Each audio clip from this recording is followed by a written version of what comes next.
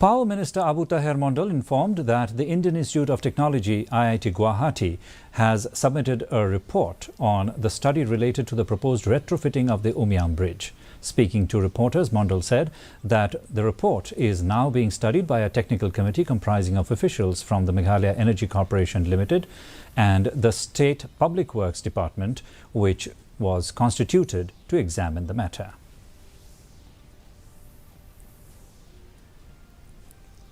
The report has been submitted to MEPGCL vis-a-vis MECL, and there is a joint committee with PWD and also with our engineers from MECL or MEPGCL.